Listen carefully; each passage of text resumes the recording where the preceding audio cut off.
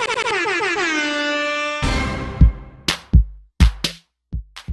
welcome back to another brand new episode of Channel 5 News. Another day, another parent, don't forget to smash. Our top story, audio frequency linked to increase in gastrointestinal movements. That's odd. I don't believe it. We now go to... You know what really... That was weird. Indie horror. Indie horror is like if bandwagons were a real physical thing and not just a metaphor. Every new indie horror fad that pops up is like a clone of the previous one. Garden of Shit is a copy of Smiling Friends, which is a copy of Poopy Playtime, which is a copy of Bendy and the Stink Machine, which itself released around the same time as Cuphead, which was admittedly not an indie horror fad, but was an indie fad. A good one at that, but this video is not about Cuphead.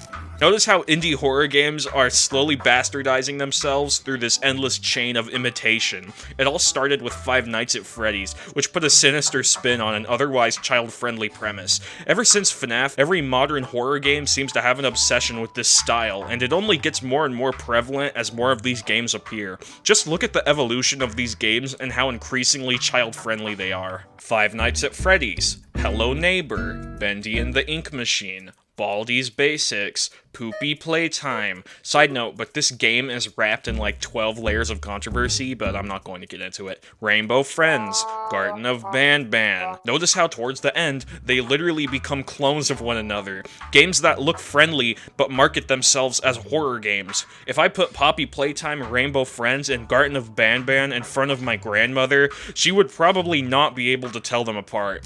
Lastly, let's talk about how many of these games had merchandise before the final game was even out. Specifically, Poppy Playtime, Baldi, and Banban. I just don't know, it's like ridiculous to me how some of these games managed to get merchandise when they were no more than demos.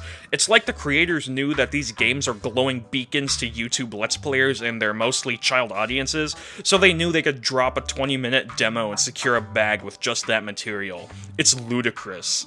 As much as I f***ing loathe Friday Night Funkin', at least it's not a horror game, albeit it's still a game that somehow appeals to children despite its heavy sexual undertones, but I'm not a parent or a game developer, so that's for other people to sort out.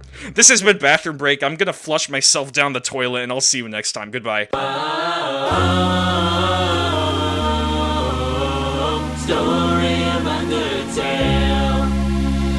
I fell from the light, talk or should I fight? Monster genocide, this my Undertale.